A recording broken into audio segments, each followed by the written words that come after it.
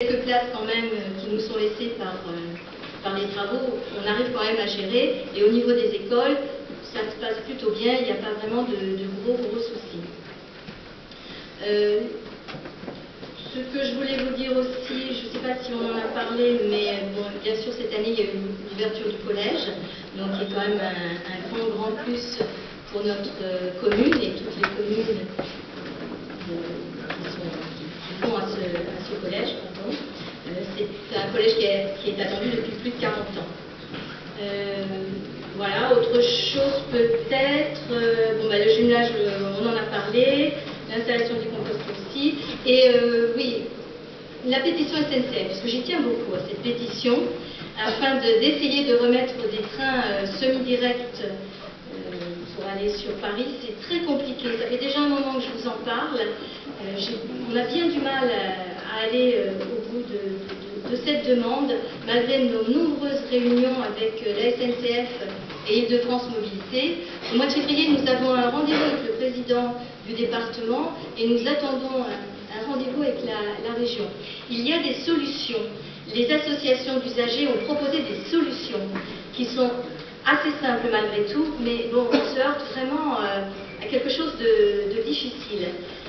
Donc on lâche rien, c'est pour ça qu'avec les mairies de Fontaine-le-Port et de Livry, on a voulu lancer une pétition. Nous sommes allés déjà sur la gare de Bois-le-Roi et aussi nous irons à Avon-Fontainebleau prochainement. On a vraiment de très nombreuses, on doit être, je crois, au total à plus de 4000 signataires, donc c'est quand même énorme. On espère vraiment arriver à quelque chose. Mais bon, là maintenant, je ne peux plus rien vous promettre parce qu'on se heurte vraiment à de grosses difficultés. Bon, maintenant, voilà, on peut espérer. Bien, alors, maintenant, je crois, qu'est-ce qu'on veut pour Héristy? Je crois qu'on veut tous la même chose. On est dans un village quand même hyper agréable. Évidemment, c'est toujours le plus beau pour nous, hein, le plus beau. Il est quand même entre deux bois, le bois du Brouillard, le bois de Barbeau. On a la Seine en bas, et puis de l'autre côté, on a quand même les terres agricoles. Donc on a en fait, quand on regarde le cadastre, vraiment un petit écrin c'est par ici. Bonsoir.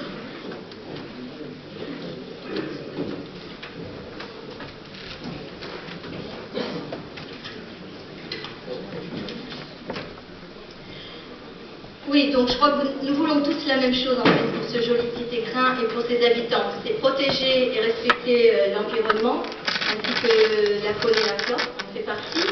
Nous souhaitons aussi tous, j'imagine, le maintien de nos commerces. Nous voulons une offre de santé qu'il faudra augmenter, je pense, rapidement. Nous voulons pouvoir une culture, la culture à portée de tous, des animations pour tous les âges. Nous voulons prendre soin de nos aînés, des personnes en difficulté. Nous voulons également maintenir nos écoles, prendre en charge les plus petits et être solidaires des plus démunis.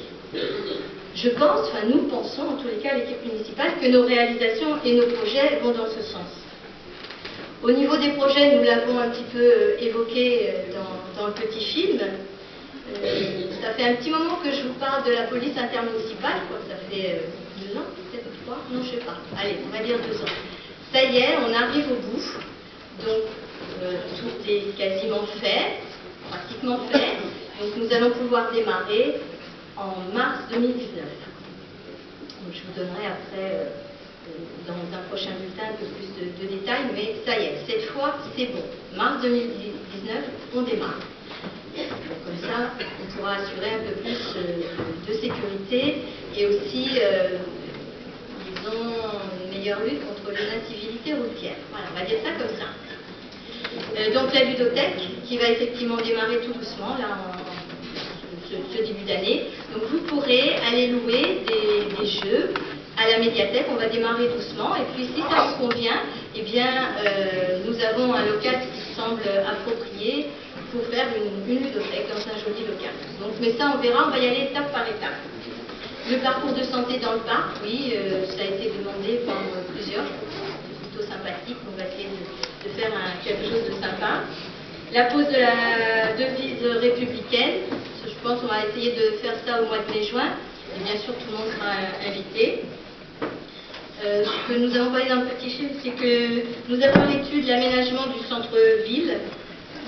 Ça s'appelle le plan accessibilité voirie espace public, le PAV.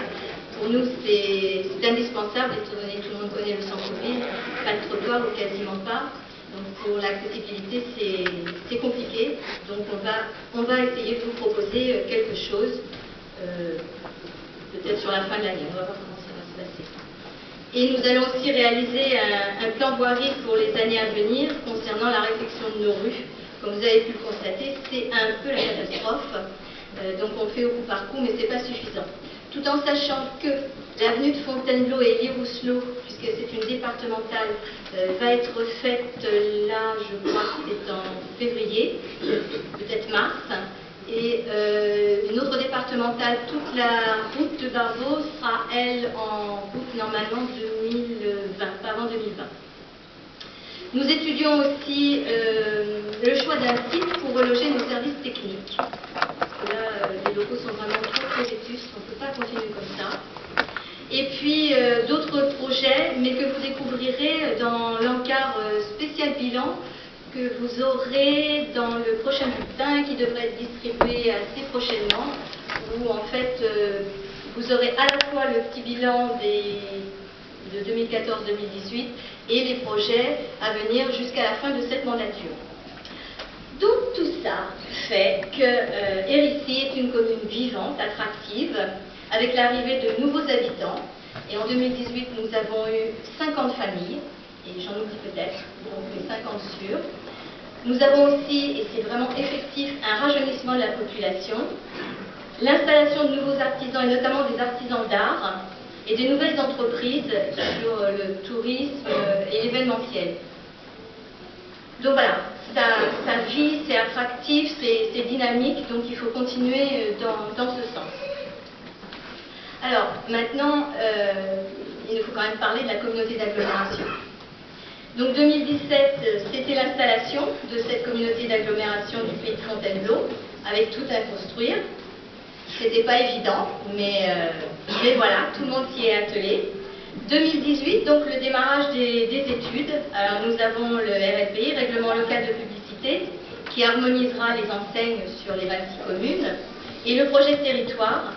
Donc dans ces deux démarrages d'études, je suis investie, j'espère activement, en tant que vice-présidente au cadre de vie.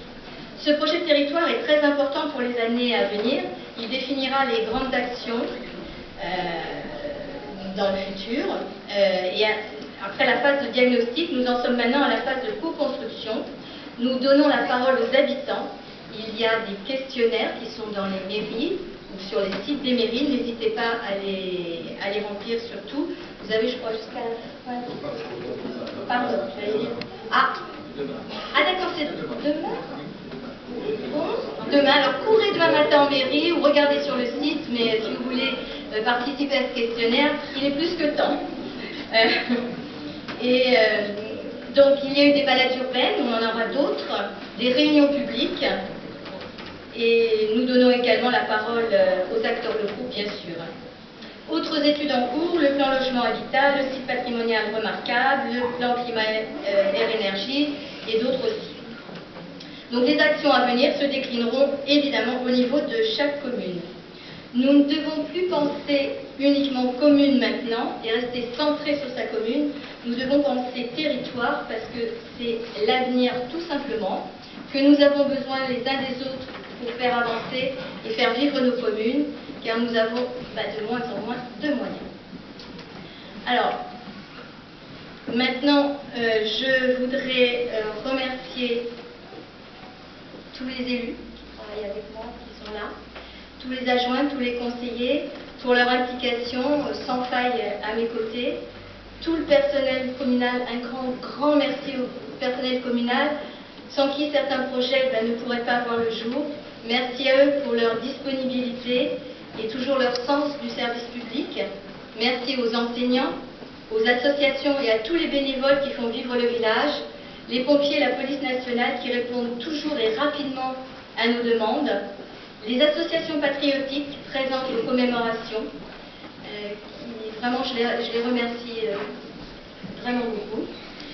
Et je remercie également Anne Fleur pour sa superbe décoration hivernale-polaire, on va dire. Je crois que c'est vraiment le thème. Donc c'est la période des vœux. Alors moi j'ai un vœu à faire. J'en ai plusieurs, mais un en particulier, en tous les cas pour notre commune. Je fais le vœu que nous arrivions à plus de cohésion, plus de solidarité entre nous dans nos communes. Nous en avons besoin, vraiment besoin, parce que nous vivons dans un monde perturbé et instable, avec un contexte politique, géopolitique et écologique très perturbant et très préoccupant. Donc, voilà, c'est vraiment quelque chose qui me tient à cœur, beaucoup plus de cohésion. Alors, en cette nouvelle année, nous vous présentons tous nos vœux de bonheur, de joie, de douceur et bien sûr de santé à tous.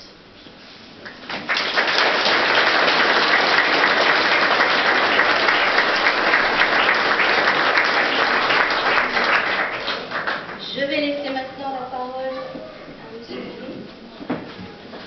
Alors, je me suis encore trouvée.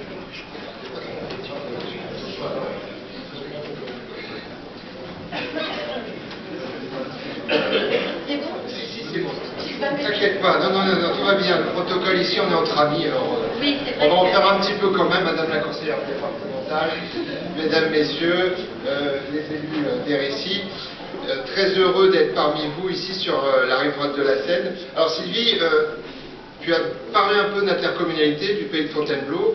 Tu as dit des choses que, en arrivant au boulot, je me disais tiens, je vais pouvoir leur dire ça, donc tu m'as un peu coupé leur soupied, donc je suis en train de réfléchir à ce que je vais voir. Non, mais je t'en prie. Non, simplement vous donner quelques nouvelles du pays de Fontainebleau. Tu as eu raison de refaire un peu l'historique, et 2017, vous vous souvenez, ça a été quand même l'année de la création.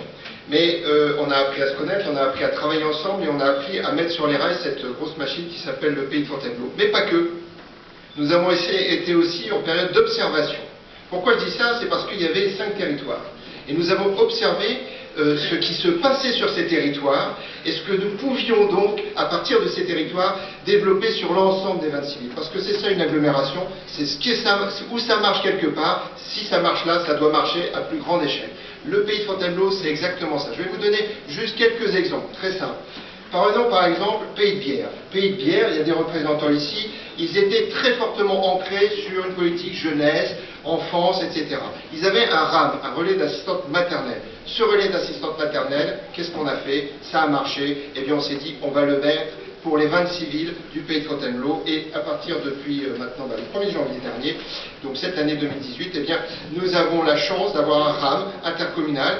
Énormément donc d'assistantes maternelles en profitent gratuitement dans nos villages, et ça c'est une preuve que le pays de Fontainebleau apporte du concret à la population, puisque c'est quand même son but. Ça c'était pour Pays de Bière. Après sur Pays de Fontainebleau, il y avait par exemple le subventionnement de la carte imaginaire pour les lycéens. Eh bien on s'est dit pourquoi ne pas en faire profiter à l'ensemble des lycéens des 26 villes, c'est ce que nous avons fait. Il y avait le pass local pour le transport, c'est-à-dire pour nos anciens, pouvoir avoir un prix préférentiel sur l'ensemble des lignes du transport, puisque c'est une grosse composante du pays de Fontainebleau, et bien tous nos anciens peuvent avoir un tarif très intéressant pour profiter de l'ensemble de nos lignes. Et puis il y avait également une petite communauté qu'on connaît bien ici, entre Seine et Forêt, composé de 3 petits villages, mais qui avait une grosse composante sport. Eh bien, on a travaillé pendant 1 an, et j'ai le plaisir de vous annoncer quand même que ce gros vecteur sport est en place, et à partir du 1er septembre de cette année, parce qu'il faut un peu de temps, eh bien, nous allons gérer au pays de Fontainebleau, non pas 2 stades, il y avait Maheu, il y avait le stade Coubertin, mais nous aurons une dizaine d'équipements équitablement répartis sur le territoire pour donner une identité sportive forte et avoir, bien évidemment, à partir de l'année prochaine, une politique sportive d'ambition sur 26 communes et 70 000 habitants. Voilà un petit peu ce que nous avons fait sur l'année 2018, c'était vous apporter du concret, parce que le seul but des élus qui sont ici, qui nous entourent, les 61 conseillers communautaires, ils n'ont qu'une seule envie, c'est d'apporter du plus avec le pays de Fontainebleau, d'apporter du plus à vous, habitants de ce joli territoire. Alors tu as parlé du projet de territoire, je vous incite fortement à y participer. Qu'est-ce que c'est un projet de territoire? Sans vouloir trahir tes compétences, Sylvie, un projet de territoire, c'est comment est-ce que nous tous, nous voyons le pays de Fontainebleau dans les 10, 15 ou 20 ans. Et c'est la raison pour laquelle les maires, les 26 maires ont souhaité que cette démarche soit construite tous ensemble, avec les acteurs locaux, le monde évidemment des élus, les maires, mais pas que, les conseils municipaux, le conseil d'agglomération, le monde associatif, le monde économique, mais surtout avec vous, parce que ce projet de territoire, il est pour vous. Donc vous avez jusqu'à demain, dépêchez-vous, vous allez vite rentrer chez vous et taper www.paysdefontainebleau.fr, vous trouverez, ou sur RSI et toutes les villes, vous trouverez un petit questionnaire, ça prend quelques minutes, mais on a besoin de votre vision du territoire pour nourrir ce projet de territoire que nous allons construire et écrire tous ensemble. Voilà, il ne me reste plus qu'à vous souhaiter une très belle année 2019 ici, bien évidemment, à RSI et au Pays de Fontainebleau en général. Merci à tous. Madame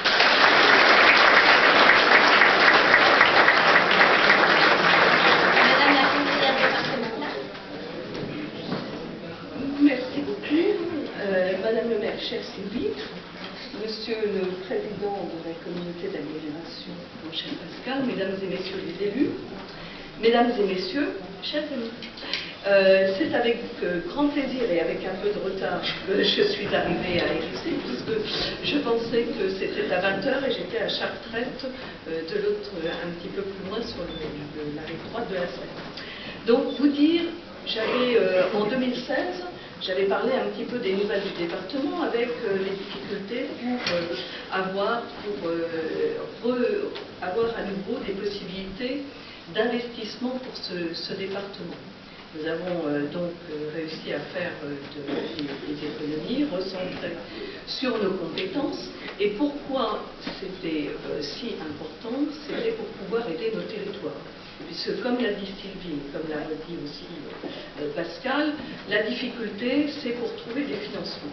Et ce qui est important, c'est que l'euro que nous possédons, que ce soit au niveau département, au niveau du pays de Fontainebleau ou au niveau de la commune, soit bien utilisé. Donc, en 2016, nous avons fait en sorte de baisser notre endettement. Nous avons bien entendu maintenu tout ce qui était sécurité, puisque la compétence du département, c'est notamment avec le SDIS. Alors je salue notre lieutenant Fénol, chef de centre de Vulaine, et je peux lui annoncer une chose, c'est que le bateau arrive. Hein. Je vous l'avais promis, donc il arrive. J'ai eu la confirmation encore ce matin avec le colonel Lafont. Donc, pour le département, aider les territoires, faire en sorte de les épauler pour les beaux projets, c'était au centre même de nos préoccupations. C'est pour ça qu'un certain nombre de dispositifs ont été mis en place en 2017, et c'est notamment grâce à ce dispositif, le CID, que la place des Clos est en train d'être complètement rénovée, réaménagée, avec notamment toujours... Oui, mais elle change. Elle change de place. Elle change de place. Elle est déplacée. Donc, voilà, c'est un exemple tout à fait au niveau des communautés d'agglomération et des communes. Nous aidons au travers de ce CID, pour les communes plus petites, de faire. L'année 2018, ça a été vraiment tourné en ce qui concerne nos solidarités. Et les solidarités, vous savez, le département, notamment gère toutes les solidarités, aussi bien pour les personnes handicapées que pour les personnes âgées, et également le RSA. Et le RSA, nous avons mis en place, qui avait été notre engagement, la politique du juste droit, c'est-à-dire de faire en sorte que chaque personne qui bénéficie du RSA soit accompagnée. Et maintenant, c'est chose faite. Sur les 33 000 à l'époque, il y avait presque un tiers. Ces personnes n'étaient pas du tout accompagnées, on ne les aidait pas à retrouver un emploi. Nous avons mis également en place Job 77 pour essayer justement de les aider à retrouver un emploi. Donc ça, pour nous, c'était particulièrement important. Et si nous avons réalisé, parce que certains disent qu'on a réalisé des économies, oui, nous avons réalisé des économies, mais nous avons immédiatement réinvesti, notamment dans l'école de la deuxième chance, vers des formations qui sont diplômantes ou pour lesquelles il y a une attente de la part des entreprises pour trouver du personnel, et ce personnel n'est pas formé. Donc le département, en accord avec la région, fait tout pour justement mettre en place ces formations. Également, on parle d'attractivité. Vous êtes au bord de Seine, vous êtes dans un village tout à fait agréable. Vous avez beaucoup d'animations et encore récemment, j'ai eu l'occasion de visiter la très belle exposition franco-chinoise. C'était vraiment assez extraordinaire de trouver à Hérisson juste cette exposition. C'était magnifique. Je ne sais pas si vous avez pu en profiter, mais en tout cas, c'était vraiment l'art et la manière d'exporter la tradition et de s'adapter. Enfin, c'était extraordinaire. Un grand merci Sylvie, parce que vraiment j'ai énormément apprécié ce moment. 2018 a été donc tourné vers ces solidarités, et notamment je veux parler aussi du pôle d'autonomie territoriale qui est accueilli par Samoro, puisque tout le monde peut être concerné. Si vous avez une difficulté, un problème à poser pour des personnes handicapées ou pour des personnes âgées, eh bien vous avez juste à côté le PAT de Fontainebleau qui se trouve à Samoro. Enfin, pas tout à fait à Samoro, puisqu'il a été déplacé en attendant la réalisation de travaux importants.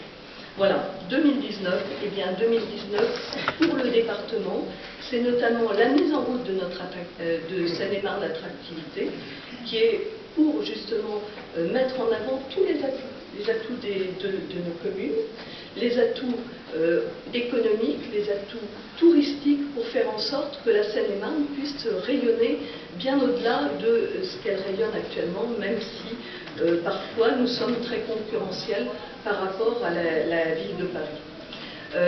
Nous allons mettre en place une plateforme tout à fait intéressante, puisque c'était un souhait de notre précédent, malheureusement trop tôt disparu, Jean-Jacques Barbeau.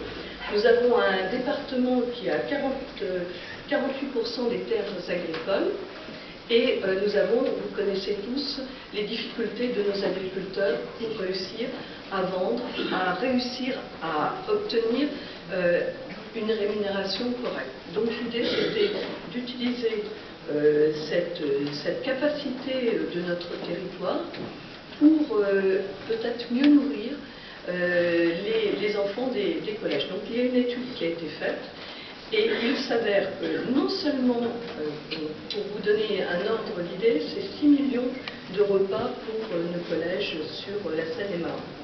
Et compte tenu de nos excellentes relations avec la région, eh bien Valérie Pécresse a donné également le feu vert pour que les repas des lycéens soient également portés par cette plateforme.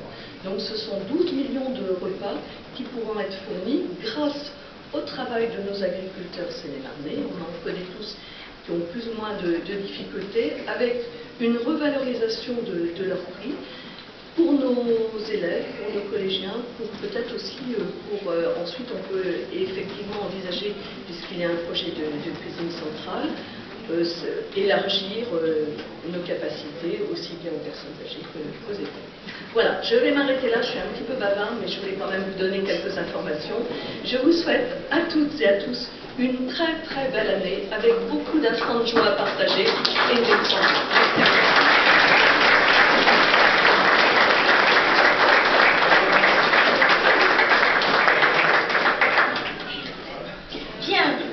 Je vous propose maintenant, comme chaque année, de mettre à l'honneur deux Hérisséens qui participent activement à la vie de notre commune.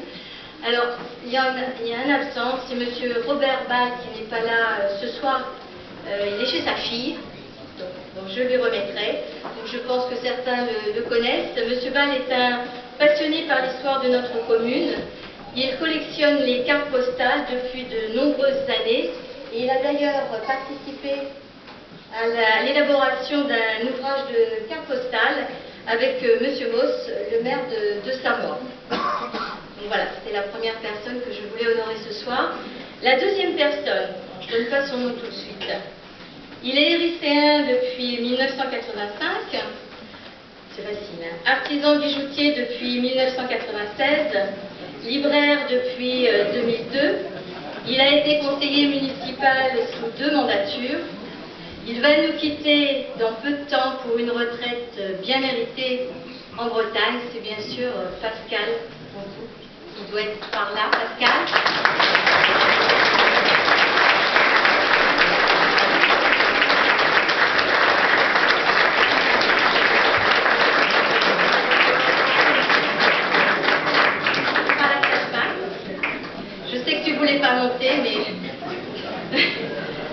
Pascal est vraiment quelqu'un que j'apprécie beaucoup pour sa gentillesse et sa bienveillance.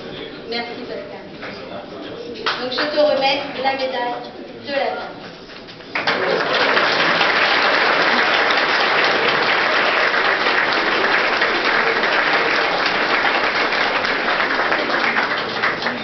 Plus à l'aise derrière mon comptoir et mon établi que devant une assemblée. Néanmoins, je vous remercie tout le monde de m'avoir fait confiance jusque-là et souhaite une bonne chance à mon successeur.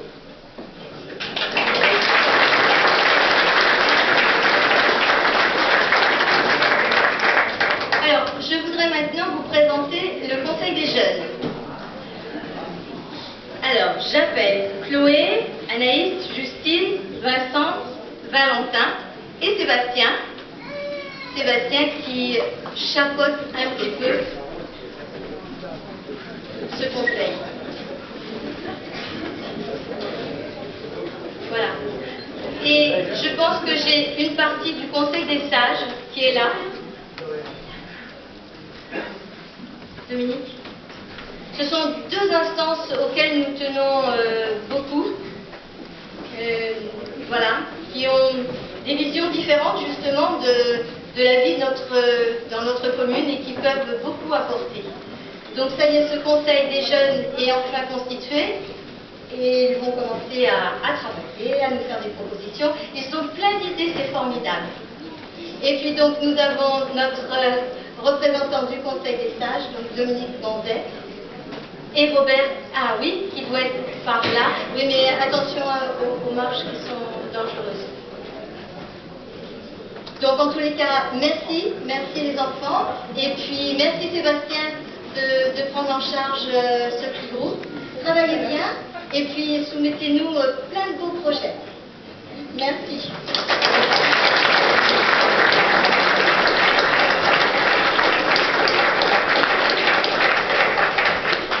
Alors, juste un petit rappel, je fais la pub, hein. La semaine prochaine, le Salon de la Sculpture, vendredi, samedi, dimanche. Évidemment, je vous invite à tous venir, c'est la 2e édition. Et avant de vous rendre au buffet, je vais vous proposer un intermède musical avec Valentina, notre professeure de piano de l'école de musique et ses élèves, que je remercie infiniment parce qu'elle répond toujours présente quand je demande quelque chose. Merci beaucoup Valentina.